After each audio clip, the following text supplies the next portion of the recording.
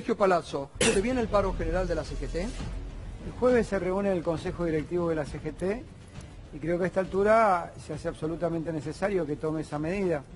Si uno mira las marchas, movilizaciones y reclamos durante estas últimas 2 semanas, más de 2 millones de personas, de compatriotas, han transitado por las calles reclamando por algo y creo que está claro que hay una situación de degradación de la economía que afecta particularmente a los sectores asalariados, a los sectores que menos tienen, con un nivel de tarifazos insostenible para cualquier hogar argentino, con más del 1.600% en muchos de los servicios esenciales para que funcione un hogar, con una desmedida subida de precios, devaluación, incremento en las naftas, y creo que sí, que la CGT en este día jueves tiene que acompañar las medidas que ha tomado la CTA y que le está reclamando tanto el sector de Moyano dentro de la CGT como la Corriente Federal, que le está pidiendo la definición respecto al paro. Uno de los triunviros, inclusive, que Juan Carlos Smith, ya se pronunció favorable a esta decisión. Claro, además de esto, Sergio, que usted está muy bien enumerando, anoche lo hablábamos aquí, estaba Omar Plaína y Carlos Tomada, también ellos marcaban como un elemento para no dejar pasar lo que hizo el gobierno con los metros delegados, de meterlos presos, de desconocer el gremio, de pasarlos por arriba, ¿no? Literalmente, como una gravedad frente a otras maniobras que han empezado a hacer, ¿no? De quitarles aporte a algunos gremios, de intervenirle, digo, ¿no? Mira, fíjate, el conflicto de los metros delegados viene bien a apuntar el tema porque se lo vende como una interna sindical de descontento de un sector de la actividad con respecto al acuerdo que firmó el sindicato, pero en definitiva obvian decir que 2 días antes habían reprimido a los compañeros de Cresta Roja que habían ido a pedir por trabajo. Entonces quiere decir que no es una medida aislada, sino parte de una política que termina en represión cuando te plantás y no querés aceptar o tenés una diferencia con el gobierno. Y creo que en la medida en que se acepten las seguras sugerencias del Fondo Monetario Internacional, que van a pasar por un ajuste, claramente se va a incrementar el nivel de protesta. De aquí a fin de año el nivel de protesta va a estar abierto y esto va a ocasionar precisamente represión en los trabajadores que protesten. Si no, ¿cuál sería el sentido que el presidente hable respecto a la necesidad que las Fuerzas Armadas participen de la seguridad interior también, y particularmente cuando hay una ola de conflicto importante? Sumado a esto, el hecho de que hay un reclamo puntual de los movimientos sociales por diversas leyes que está por sancionar el Parlamento, que le traerían un poco de desahogo a la situación de muchos argentinos que son los que peor la están pasando.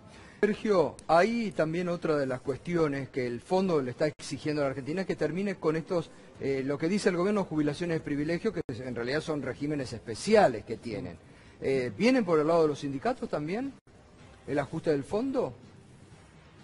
El ajuste del fondo, lo primero, sumado al análisis que hace Roberto, que es muy puntilloso, con un rigor profesional muy grande, también hay que hablar de que no le va a subsidiar la fuga de capitales, con lo cual el valor del dólar hay que ver en cuánto termina y hay que ver cómo se renegocian esas LEVAC a 40 días, con un fondo que apriete y diga que no subsidia la fuga de capitales y teniendo que renovar cada 60 días cientos de miles de millones de pesos de LEVAC, hay que ver cómo funciona la economía. Me parece que el panorama no es bueno.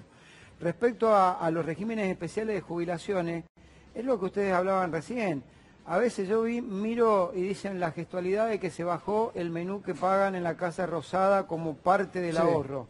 No, parte del ahorro hay que verlo en otro lado, que es lo que el Estado decide no cobrar, por ejemplo, de impuestos, mientras le quita subsidio a los hogares argentinos que no van a poder pagar una factura de gas, permite que los sectores concentrados de la economía paguen cero en granos, paguen degradándose las hojas, no paguen las mineras o paguen menos impuestos.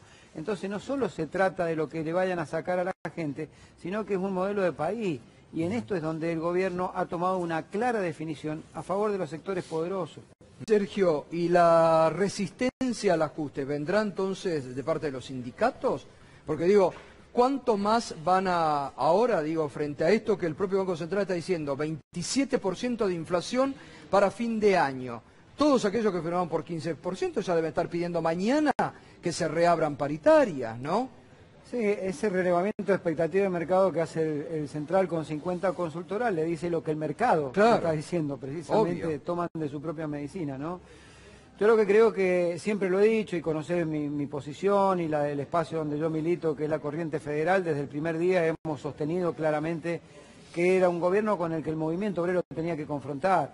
Creo que llegó la hora, cuando vos tenés devaluación, caída del poder adquisitivo del salario, caída de derechos, intención de avanzar nuevamente sobre la reforma laboral, caída del poder adquisitivo de las jubilaciones, celebro, aplaudo y me congratulo de la valentía de los jueces que han resuelto en la Cámara Federal por los jubilados, porque ahora hay que cuidarlo esos jueces porque seguramente va a venir la presión sobre ellos.